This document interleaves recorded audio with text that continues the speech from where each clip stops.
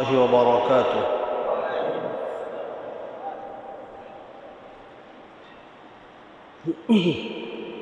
إن الحمد لله نحمده ونستعينه ونستغفره ونؤمن به ونتوكل عليه ونعوذ بالله من شرور أنفسنا ومن سيئات أعمالنا. من يهده الله فلا مضل له ومن يضلل فلن تجد له وليا مرشدا.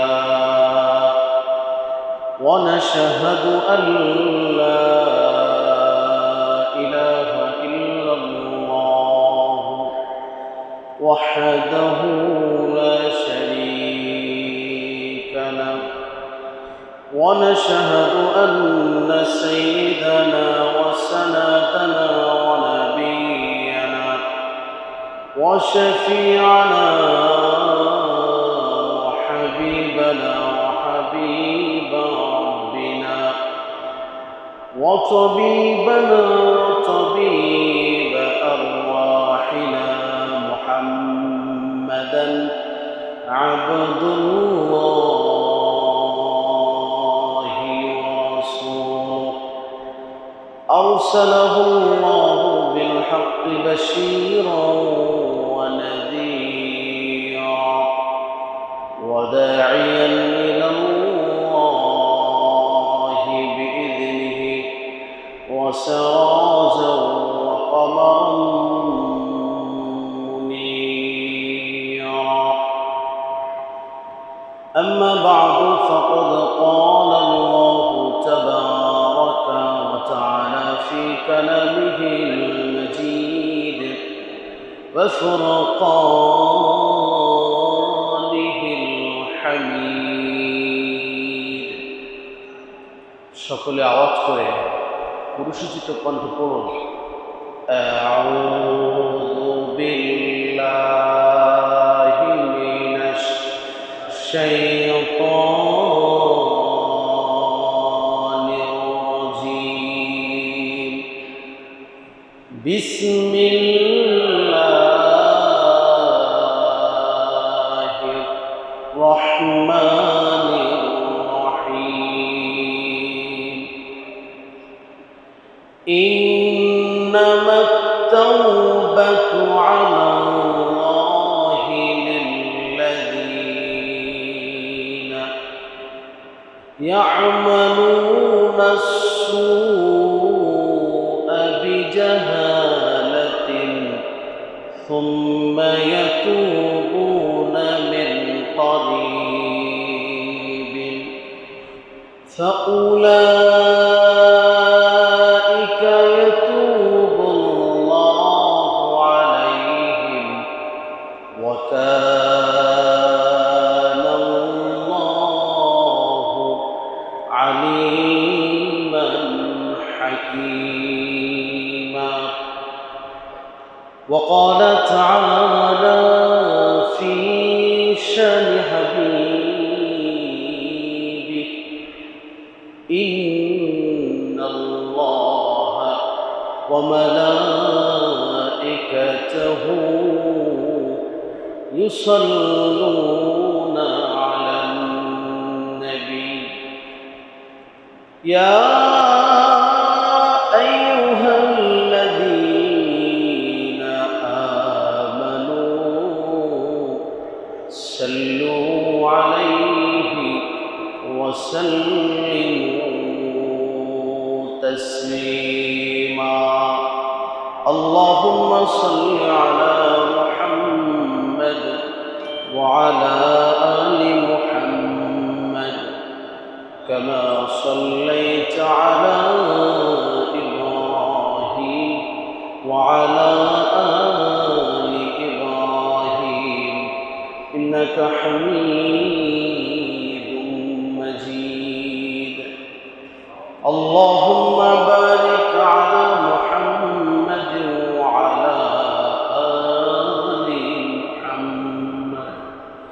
كما باركت على إبراهيم وعلى آل إبراهيم إنك حميد مجيد صدق الله المولانا العظيم وصدق رسوله النبي الكريم ونحن على ذلك من الشاهدين والذاكرين والحمد لله رب العالمين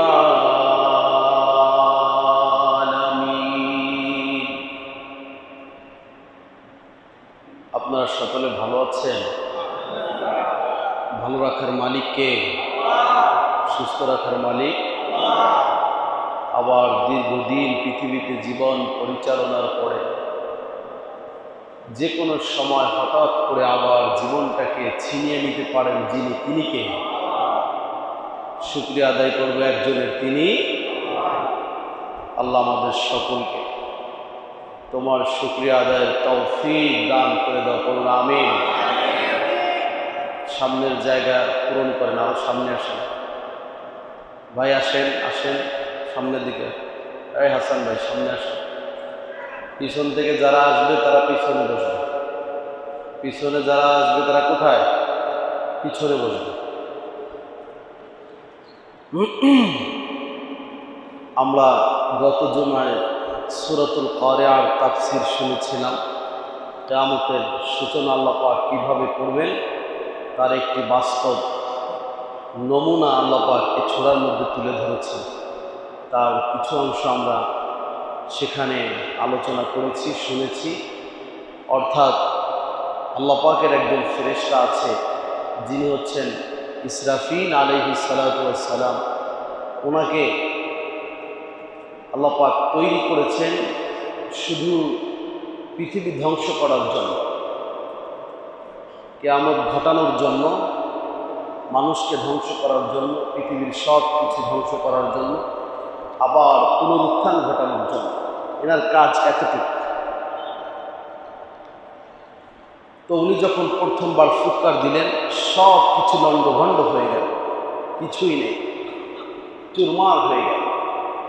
সূরাতুর রহমান আল্লাহ পাক বলছেন, খুলে দেখবেন, কুল্লু মান আলাইহা ফান ওয়া ইয়াবকা ওয়াজহু রাব্বিকা যিল জালালি ওয়াল ইকরাম। আল্লাহ বললেন, কুল্লু মান আলাইহা ফান। ফেরেশতা ইসরাফিল ফুৎকারের মাধ্যমে সিংহায় যখন ফুৎকার দিল ফেরেশতা ইসরাফিল, আল্লাহ রাব্বুল আলামিন तमाम পৃথিবীর সব কিছু লণ্ডভণ্ড করে দিলেন, চুরমার করে দিলেন, কিছুই নাই, সব কিছু ধ্বংস হয়ে গেল। আল্লাহ পাক বললেন, ওয়ায়াবকা ওয়াজহু রাব্বিক যুল জালালি ওয়াল ইকরাম।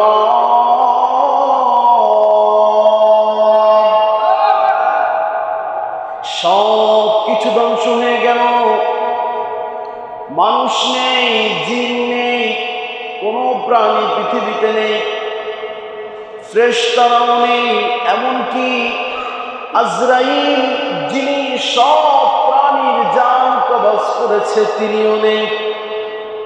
সব কিছু পৃথিবী থেকে ধ্বংস হয়ে গেল।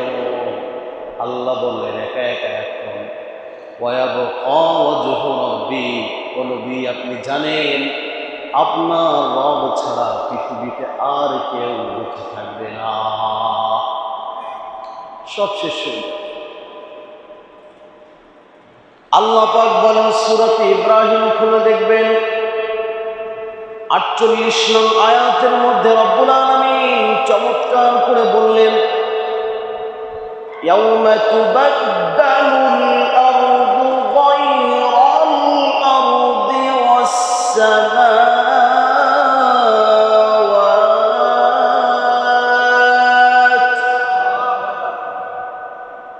ওয়া বারযু লিল্লাহিল ওয়াহিদিল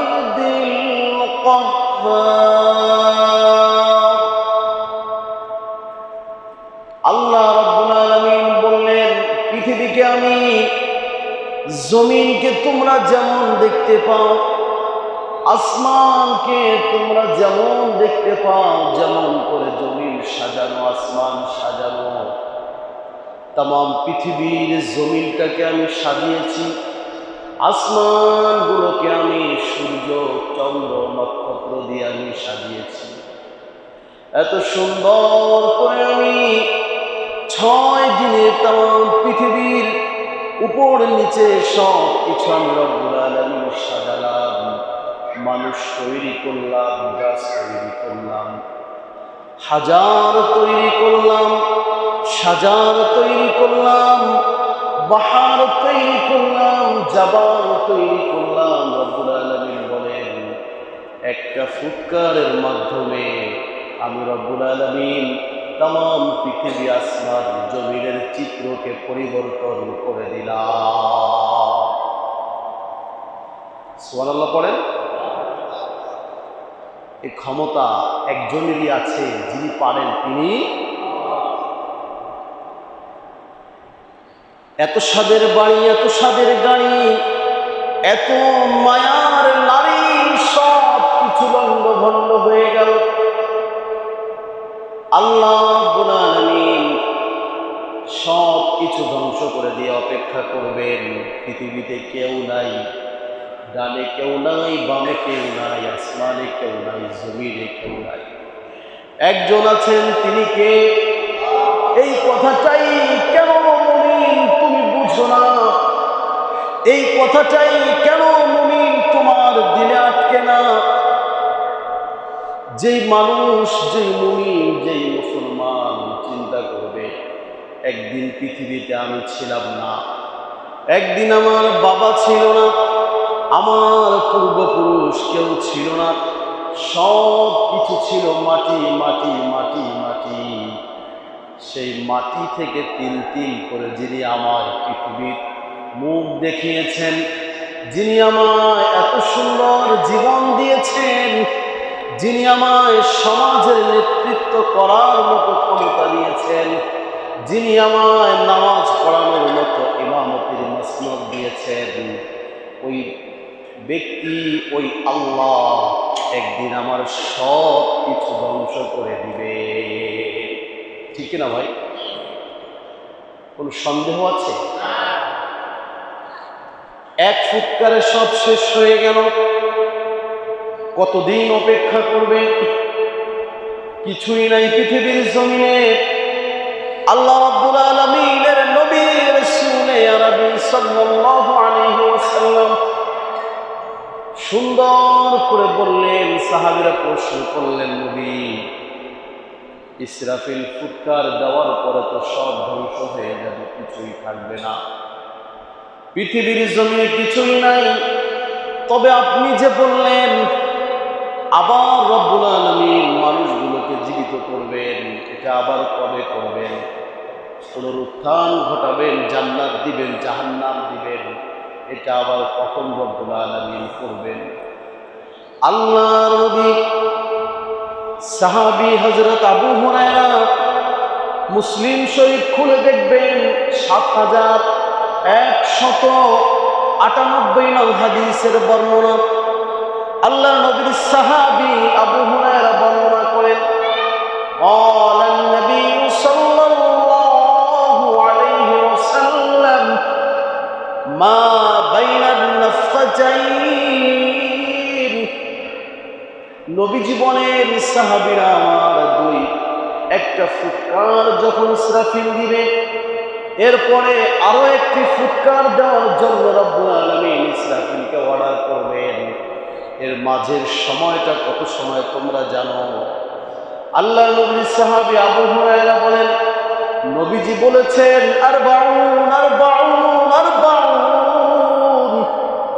40 বছর হতে পারে, 40,000 বছর হতে পারে, 40 যুগ হতে পারে, 40 শতাব্দী হতে পারে। এতদিন পর্যন্ত রব্বুল আলামিন জমিনকে আর সংশোধন করবে না, মানুষকে আর সংশোধন করবে না। সব মানুষগুলো মাটি হয়ে থাকবে, সব জিনিসগুলো মাটি হয়ে থাকবে। আল্লাহ পাকের নবী বললেন, এই 40-এর পরে হতে পারে 40 বছর, হতে পারে 40,000 বছর। এই 40,000 বছর পরে বা 40-এর পরে আল্লাহ পাক আবার ফেরেশতা ইসরাফিলকে বলবেন, ও ফেরেশতা ইসরাফিল, এক ফুৎকার দিয়ে তুমি সব ধ্বংস করে দিয়েছিলে, আবার একটি ফুৎকার দেওয়ার জন্য তুমি রেডি হয়ে যাও। সূরাতুজ জুমার খুলে দেখবেন আল্লাহ পাক বলছেন 68 নং আয়াতের মধ্যে, وَنُفِخَ فِي الصُّورِ فَصَعِقَ مَن فِي السَّمَاوَاتِ وَالْأَرْضِ ثُمَّ نُفِخَ فِيهِ أُخْرَى فَإِذَا هُمْ قِيَامٌ يَنظُرُونَ।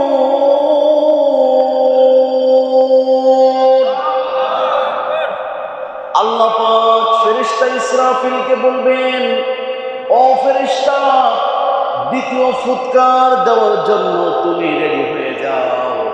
ফেরেশতা ইসরাফিল আবার দাঁড়িয়ে যাবে, মৃত্যু থেকে আবার দাঁড়িয়ে যাবে। ফেরেশতা ইসরাফিল মাটিতে মিশে গিয়েছিল, আবার রব্বুল আলামিন বলবেন কুম কুম কুম, বলার সঙ্গে সঙ্গে ফেরেশতা ইসরাফিল আবার দাঁড়িয়ে যাবে।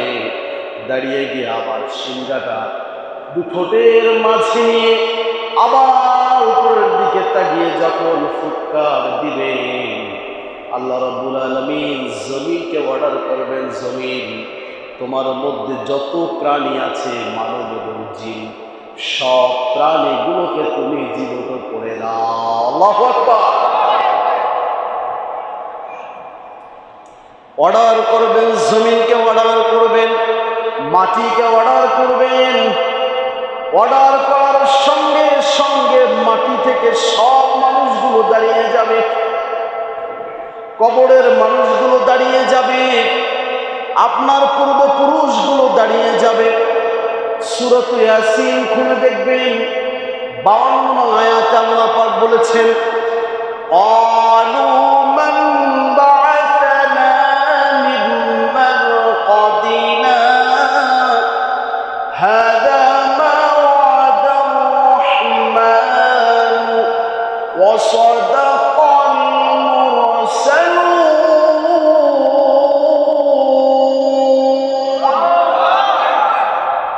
কবরবাসী কবর থেকে উঠে দাঁড়াবে আর বলবে, আমাদেরকে উঠানো কবর থেকে। কিভাবে আমরা কবর থেকে উঠলাম? কে আমাদের কবর থেকে উঠানো? সব মানুষগুলোকে রব্বুল আলামিন আবার মাটি থেকে দাঁড় করিয়ে দিবেন। তাম জমিনের মধ্যে কোনো আলো থাকবে না, কেউ কাউকে দেখতে পাবে না, সূর্য নেই, চন্দ্র নেই, তারকা নেই, সব কিছু ধ্বংস হয়ে গিয়েছে, তাম জমিন অন্ধকার। সব মানুষগুলো শুধু হতাশার মতো ঘুরতে থাকবে। আপনি ঘুরবেন, আপনার পীর সাহেব ঘুরবে, আপনি ঘুরবেন, আপনার ইমামও ঘুরবে, আপনি ঘুরবেন, আপনার বাবাও ঘুরবে, আপনি ঘুরবেন, আপনার নেতাও ঘুরবে, আপনি ঘুরবেন, আপনি যার পিছে দৌড়িয়েছেন, যার অর্ডারে চলেছেন, সেও ঘুরবে। ওই দিন কেউ কারো দিকে তাকানোর কোনো সময় নাই।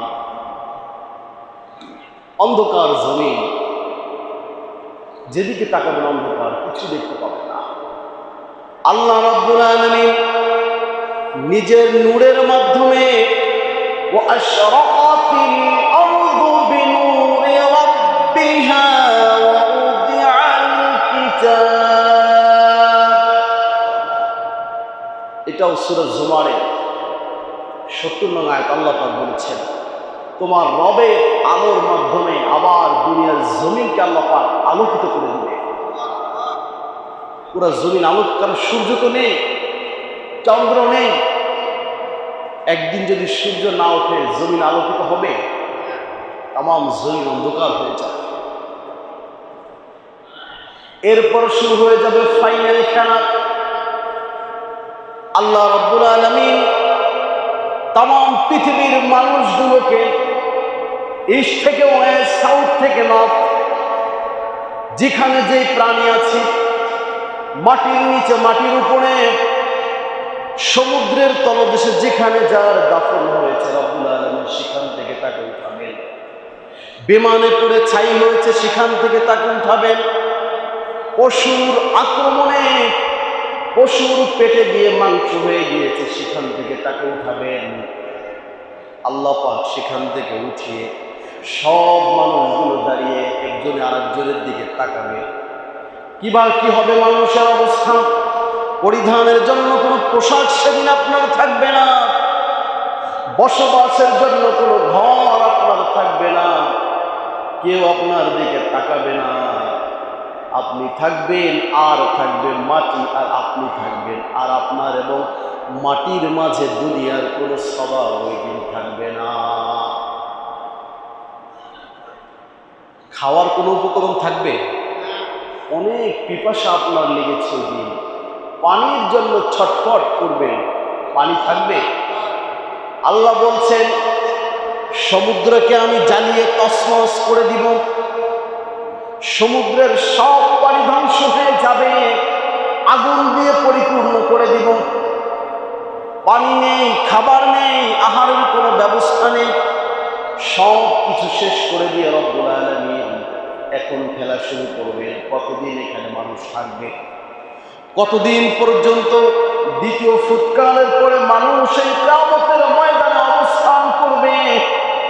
আল্লাহ পাক বলছেন সূরাত আলিফ লাম মিম, সিজদা খুলে দেখবেন 5 নং আয়াত, সূরাত মাআরিজ খুলে দেখবেন 3 নং আয়াত। এই দু আয়াতে আল্লাহ পাক বলছেন ইউদাব্বিরুল আমরা মিনাস সামাই ইলাল আরদি সুম্মা ইয়ারুজু ইলাইহি ফি ইয়াউমিন কানা মিকদারুহু ফি ইয়াউমিন কানা মিকদারুহু আলফ সানাতিন মিম্মা তাউদ্দুন।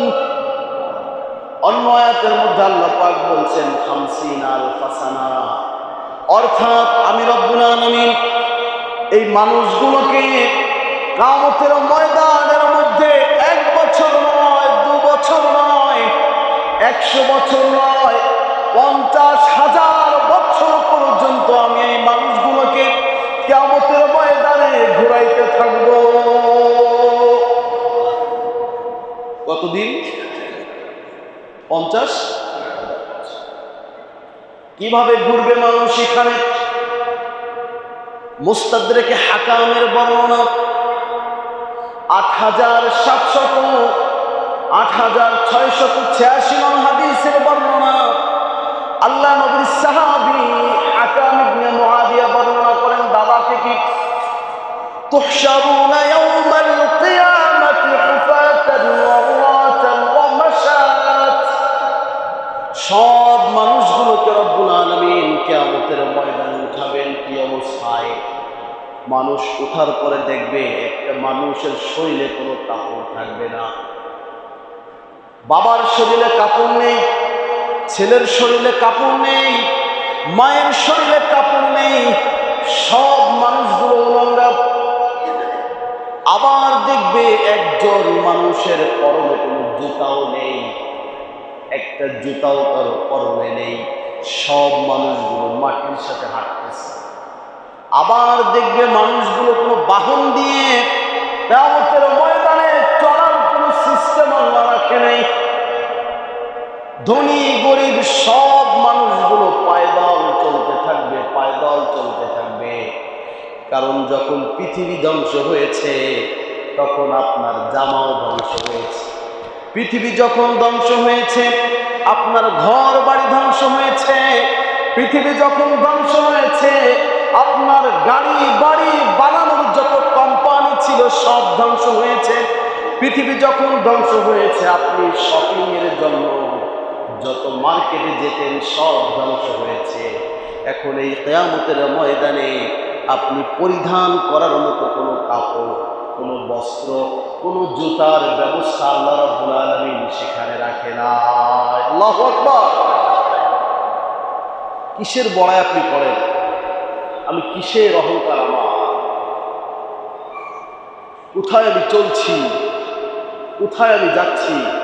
আমার গন্তব্য কোথায়, কার পিছনে আমি ছুটছি, আমাকে একটু ভাবতে হবে। দাদা এসেছিলেন, পর দাদা এসেছিলেন, পিছনে যত যাবেন আমার বংশের পুরুষগুলো এসেছিলেন, সব পুরুষগুলো একে একে করে আবার চলে গেছেন। এখন গিয়ে যদি আপনি কবরের মাটিগুলো খুঁড়েন, মায়ের কবর, দাদার কবরের মাটিগুলো যদি আপনি খুঁড়েন, খোঁড়ার পরে দাদাকে কেন, দাদার একটা চুল পর্যন্ত আপনি খুঁজে পাবেন না, দাদার একটা শরীরের চিহ্ন পর্যন্ত আপনি খুঁজে পাবেন না। ও মানুষ, তুমি কোথায় ঘোরো, কোথায় দৌড়াও, কার পিছে দৌড়াও, একটু কি চিন্তা করো না?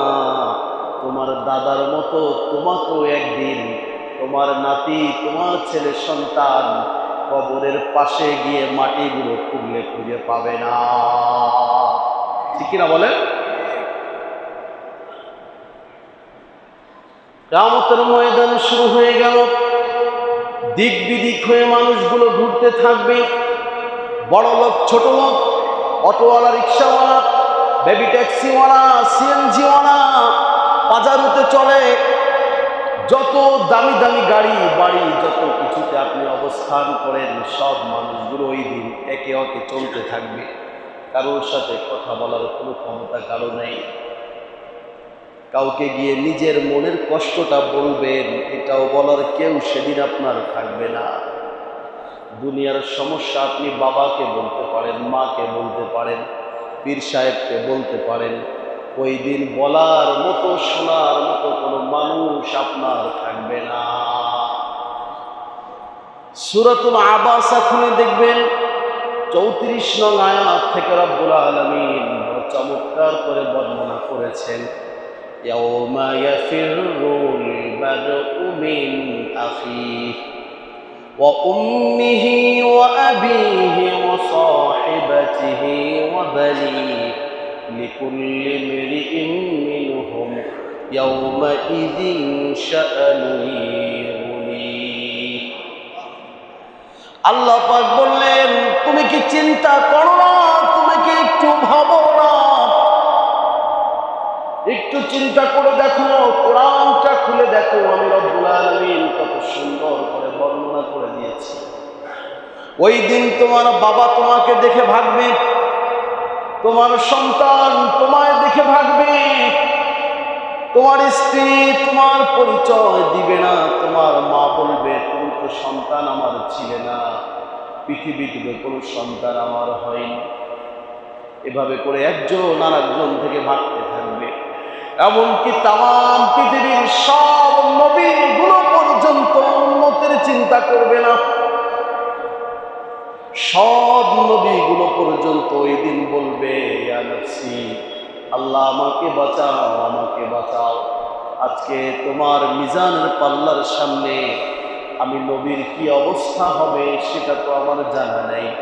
এ কথা চিন্তা করে করে মানুষগুলো শুধু বলবে, ইয়া নফসি, ইয়া নফসি বলতে থাকবে। সব মানুষগুলো ঘুরবে কতদিন পর্যন্ত? 50,000 বছর পর্যন্ত ঘুরবে। এই কিয়ামতের মাঠের মধ্যে ঘুরতে ঘুরতে ঘুরতে ঘুরতে মানুষ যখন ওখানে একজনে আর একজনের কাছে যাবে, বলবে, ভাই আর কতদিন এখানে আমরা ঘুরব? এভাবে আযাব কতদিন আমাদের সহ্য করতে হবে? তখন আল্লাহ সূর্যকে উঠায় দিবেন আসমানে। সূর্য আবার উঠবে, বলবে, আল্লাহ তুমি তো আসমানে অবস্থান করতে সূর্য, এখন তুমি জমিনের নিকটে চলে আসো। মানুষের নাগালে সূর্যটাকে এনে দেওয়া হবে। সূর্যের তাপ এত প্রচন্ড হবে, এত প্রচন্ড হবে, মানুষ সূর্যের তাপের কারণে গুনাহগারের মগজগুলো গলে গলে নাক দিয়ে, চোখ দিয়ে, কান দিয়ে পড়তে থাকবে, ঝরে ঝরে পড়তে থাকবে। ক্ষুধা লাগবে না সেখানে আপনার, কারণ ক্ষুধার সিস্টেম শেষ করে দিয়েছে আল্লাহ পাক দুনিয়াতে। সেখানে কারো মৃত্যু হবে না, কারণ মৃত্যুর সিস্টেম দুনিয়াতে আল্লাহ পাক বন্ধ করে দিয়েছে। যদি আপনি মুমিন হন শান্তির শেষ নেই, আর যদি মুনাফিক হয়ে যায়, কাফের হয়ে যায়, গুনাহগার হয়ে যায়, তাহলে সেই দিন আযাবের কোনো সীমা থাকবে না। আল্লাহ পাক বলেন লিল্লাহিল ওয়াহিদিল কাহ্হার। ওই দিনের ক্ষমতা আমেরিকার প্রেসিডেন্টের থাকবে না, ওই দিনের ক্ষমতা ইউরোপের কোনো প্রেসিডেন্টের থাকবে না, ওই দিনের ক্ষমতা এশিয়ার কোনো প্রেসিডেন্টের থাকবে না, ওই দিনের ক্ষমতা একজনের থাকবে, একজনের থাকবে মালিকি ইয়াউমিদ্দিন।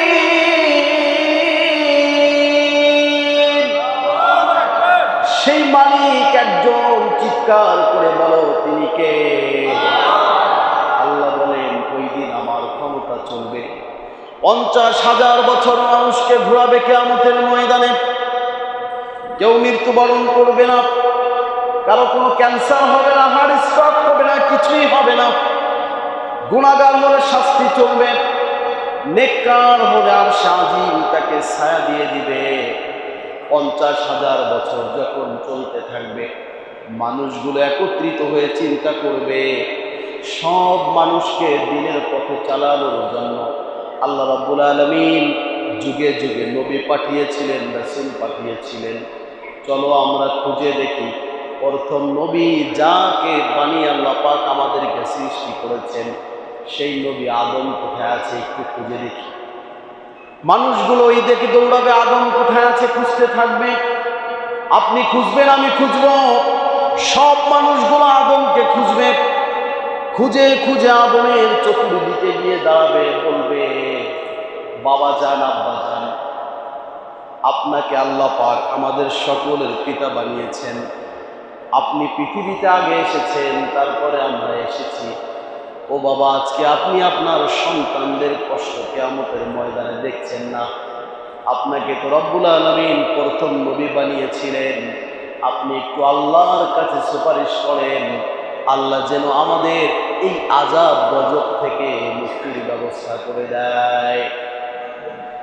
বাবা আদম তখন চিৎকার করে কাঁদবেন আর বলবেন, সন্তানেরা আমার, না, আজকের এই দিনে আল্লাহর সামনে কথা বলার মতো কোনো সাহস আমার নাই। আল্লাহর সামনে কোনো কথা আমি উচ্চারণ করবো এ ক্ষমতা আমাকে দেওয়া হয় নাই। চিন্তা করে দেখেন তো, আদম নবী উনি বলবেন যে আমাকে আল্লাহ পাক কথা বলার জন্য কোনো ক্ষমতা ওই দিন দেয়নি। তাহলে আপনার ইমাম সাহেব আপনাকে জান্নাতে নিতে পারবে? আপনার পীর সাহেব, নেতা, বাবা কোথায় দৌড়ায়? দৌড়াতে হবে একজনের দিকে, তিনি কে? মিশকাত শরীফ খুলে দেখবেন 5335 নং হাদিসের মধ্যে এটা এসেছে। আল্লাহ নবীর সাহাবী আনাস ইবনে মালিক বর্ণনা করেন, কিয়ামতের ময়দানে মানুষগুলো বাবা আদমের কাছে যাবে আর বলবে, আপনি আমাদের বাবা, আমরা আপনার সন্তান, আমাদেরকে একটু মুক্তির ব্যবস্থা করে দেন। বাবা আদম বলবে, না না, আমার কোনো ক্ষমতা আজকে আল্লাহর সামনে কথা বলার সাহস আমাকে দেওয়া হয় না। রব্বুস সামাওয়াতি ওয়াল আরদি ওয়া মা বাইনাহুমা আর-রাহমান লা ইয়ামলিকুনা মিনহু খিতাবা।